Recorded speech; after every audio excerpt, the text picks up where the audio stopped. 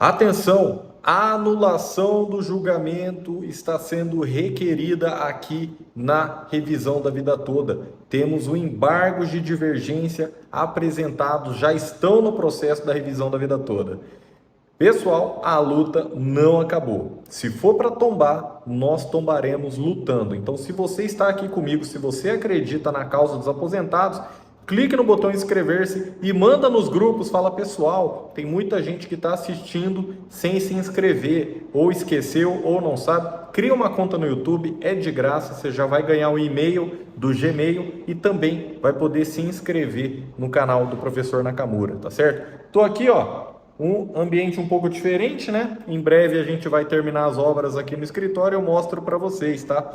Para quem já está acompanhando aí, eu estou separado aqui, não estou mais no escritório anterior e os motivos não convém trazer aqui, o que mais importa é a revisão da vida toda. Só digo uma coisa, quando você não se sentir respeitado em um determinado ambiente, você precisa se retirar desse ambiente. Então, se o seu trabalho não é valorizado, você vai com certeza encontrar um lugar que te valorize, tá?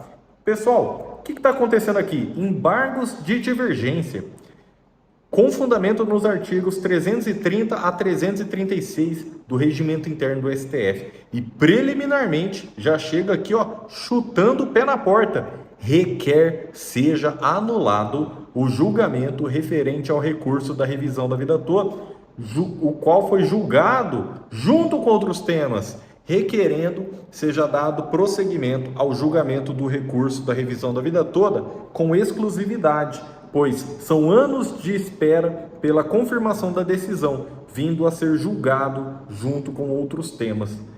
Vamos lá, vamos entender isso aqui, pessoal. Conforme o artigo 1043 do Código de Processo Civil, o objetivo dos embargos de divergência é uniformizar a jurisprudência interna das Cortes Superiores. E esse escopo guarda profunda coerência com o comando do artigo 926 do Código de Processo Civil, o qual determina que os tribunais devem manter sua jurisprudência estável, íntegra, coerente, atendendo aos anseios de isonomia e segurança jurídica. Então, acompanhe aqui, pessoal, porque isso aqui pode mudar tudo na revisão da vida toda. E eu, professor Nakamura, se você quiser me contratar, eu pessoalmente estou autorizando um valor especial, com formas de pagamento também especiais, sem juros, no link do comentário fixado. O atendimento é pelo WhatsApp, tá certo, pessoal? Ou procura um advogado de sua confiança que vai dar tudo certo, tanto para revisões de aposentadoria, como para planejamento para quem ainda não se aposentou. E atenção, olha essa frase, como isso aqui impacta e pode mudar tudo. E de acordo com Marinoni, um grande autor de direito do Código de Processo Civil, a função dos embargos de divergência numa corte preocupada em atribuir sentido ao direito e dar-lhe desenvolvimento é viabilizar oportunidade para a discussão das teses divergentes e para a definição daquela que deve prevalecer, identificando-se o sentido do direito que deve imperar na corte, orientar a sociedade e guiar os tribunais inferiores. Então, quando o Tribunal Superior, como é o caso do STF, julga de uma forma em um processo, julga de outra, peraí, a gente precisa uniformizar, a gente precisa dar uma só decisão. E a decisão embargada? Olha aí, a embargante interpôs os presentes embargos em face do julgamento de forma indireta no recurso da revisão da vida toda, cuja decisão pode ser assim resumida. A proposta de tornar obrigatória a aplicação da regra de transição foi apresentada pelo ministro Cristiano Zanin. Ele considerou que, como a Constituição Federal veda a aplicação de critérios diferenciados para a concessão de benefícios, não é possível que o segurado escolha uma forma de cálculo que lhe seja mais benéfica. Esse entendimento foi seguido pelos ministros Flávio Dino, Luiz Fux, Dias Toffoli, Gilmar Mendes, Luiz Roberto Barroso e, no último minuto, pelo ministro Nunes Marques, que tinha votado para que essas ADIs não interferissem na revisão da vida toda. E ele reajustou o voto para estabelecer a obrigatoriedade da aplicação da nova regra. Então, muita gente está perguntando, doutor, quem que votou contra os aposentados? Flávio Dino, Luiz Fux, Dias Toffoli, Gilmar Mendes, Luiz Roberto Barroso, presidente, e depois, no último minuto, Nunes Marques. E quem que votou a favor? Alexandre de Moraes, Edson Fachin, Carmen Lúcia e André Mendonça. Tá certo, pessoal? Como que ficou então a decisão paradigma, a decisão a ser derrubada, né? Olha aí, a decisão da revisão da vida toda, vocês sabem que ficou: tribunal, por maioria, apreciando o tema 1102 da repercussão geral, negou o provimento ao recurso extraordinário. Vencidos os ministros Nunes Marques, Roberto Barroso, Luiz Fux, Dias Toffoli e Gilmar Mendes. Opa! Então, os ministros que tiveram seu voto vencido na revisão da vida toda, como bem apontou o ministro Edson Fachin, agora quiseram reverter esse resultado em um outro processo. Muito bem. A decisão do recurso extraordinário não pode ser revista agora nesse julgamento de forma indireta. Tese firmada pela STJ. Aplica-se a regra definitiva do artigo 29, incisos 1º e 2º da Lei 8.213, na apuração do salário de benefício, quando mais favorável do que a regra de transição contida no artigo 3º ao segurado, que ingressaram no regime geral de previdência social até a Lei de 99. Então, não há que se falar em constitucionalidade ou inconstitucionalidade da Lei 9.876. O que os ministros fizeram foi, tudo bem, declarar a constitucionalidade, isso só quer dizer que ela vai se manter no nosso ordenamento jurídico. É só isso, só quer dizer que ela não vai ser afastada da norma processual, só isso.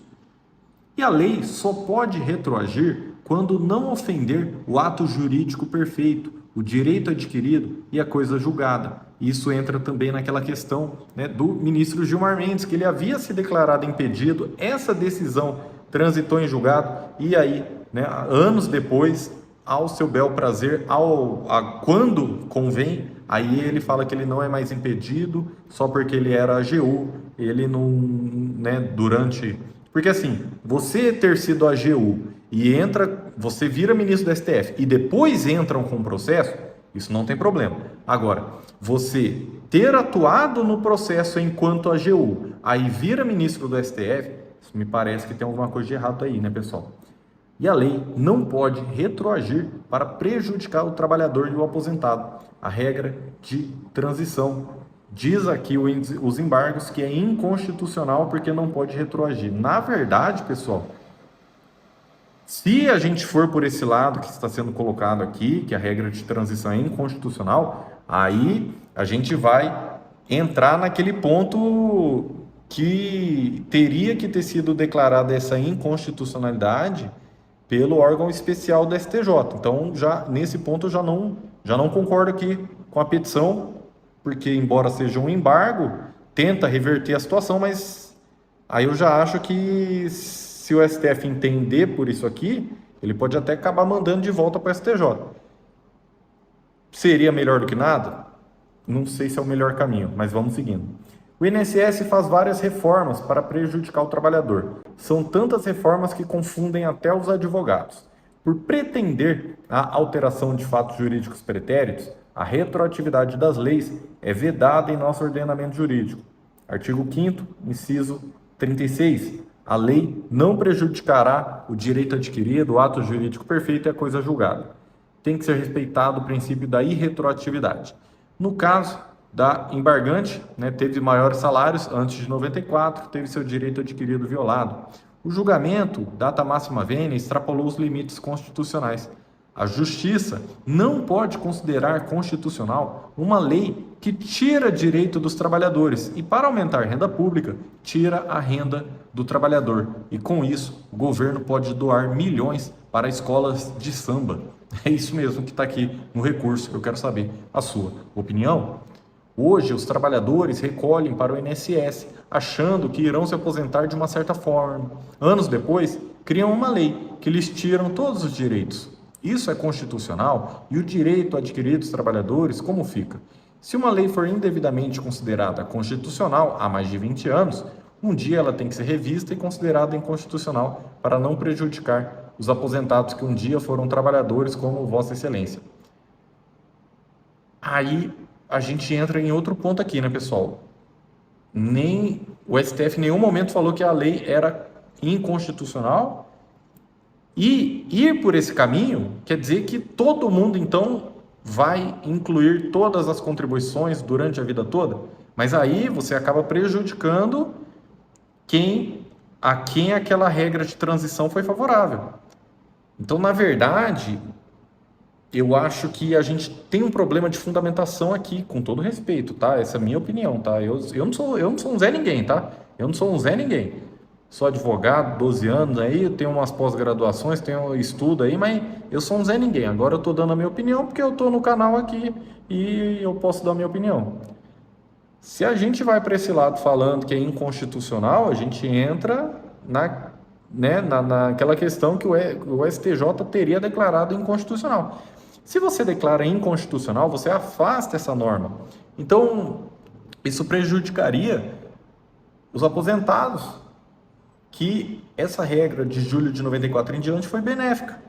E não é esse o espírito do legislador. Entenda bem, o ministro Alexandre de Moraes, Edson Fachin e o próprio André Mendonça e a Carmen Lúcia entenderam que o que vale aqui não é uma declaração de inconstitucionalidade, mas sim o direito de opção do segurado pelo cálculo que lhe seja mais favorável. Por quê? Porque os ministros são bonzinhos? Não, pessoal, porque esse era a intenção do legislador, dos deputados e senadores que aprovaram as leis da regra de transição e da regra definitiva. Então, se o espírito do legislador foi ajudar ou proteger o segurado, então não pode o Barroso, o Zanin, o Nunes Marques, os outros ministros entenderem, quererem passar por cima do espírito do legislador. Isso, ao meu ver, tá? Isso aqui eu estou dando a minha opinião. Mas vamos seguindo aqui. Acontece que já tem aposentados recebendo, de acordo com a revisão da vida toda. Será que eles vão perder os seus direitos? Evidente que não. E os demais aposentados que já estão com o processo na fase de execução não vão ter os seus direitos garantidos conforme os demais aposentados que já estão recebendo o benefício com aumento? O que é garantido para alguns tem que ser para todos. Uma lei não pode ser criada para retroagir e prejudicar o trabalhador. Os aposentados ganharam a ação, estão aguardando em fase de execução. Outros já estão recebendo. Portanto, não pode o STF mudar o entendimento com um julgamento data vênia político. Caso contrário, teremos uma insegurança jurídica. A lei considerada constitucional pode ser considerada inconstitucional futuramente em controle abstrato, com a finalidade de assegurar a supremacia da Constituição, a proteção de direito subjetivo, que é a finalidade principal. Os aposentados esperaram tanto tempo para ter o recurso julgado junto com outros temas, não tendo a atenção que se esperava. Quem trabalhou a vida inteira teve os seus direitos cancelados, e quem nunca contribuiu para o INSS tem o direito de receber um salário mínimo. Isso é correto? Data vênia, o que se viu foi um julgamento político. O INSS tira dinheiro dos aposentados de todas as formas. No caso do embargante, está fazendo descontos indevidos, sem autorização da mesma, o que está sendo objeto da ação. Isto posto, em respeito a todos os aposentados e idosos, requer a Vossa Excelência sejam recebidos os embargos de divergência para anular o julgamento do dia 21, onde incluiu a revisão da vida toda no julgamento de outros temas, para dar continuidade ao julgamento específico da revisão da vida toda, por ser medida de respeito ao ato jurídico perfeito, direito adquirido e ao princípio da dignidade da pessoa humana, e por fim manter a decisão anterior. Então, pessoal, temos aqui justamente esses embargos de divergência. E eu quero saber a sua opinião. Verdades foram ditas aqui. Realmente o STF ele não pode prejudicar o aposentado, principalmente em um julgamento indireto, Um julgamento que reverbera, que resvala na revisão da vida toda, mas acaba acabando com os fundamentos da decisão. Então o STF uma hora fala uma coisa, outra hora fala outra coisa. O STF 3 meses atrás, para quem não sabe, julgou que essas ADIs não interfeririam na revisão da vida toda. E eu te pergunto, amigo aposentado, amiga aposentada, amigas pensionistas, o que mudou na cabeça dos ministros nesses 3 meses? Comenta aqui. Que Deus te abençoe grandemente e análise completa no WhatsApp. Eu estou autorizando condições especiais ou procure um advogado de sua confiança que vai dar tudo certo na sua vida. Deus te abençoe e até a próxima.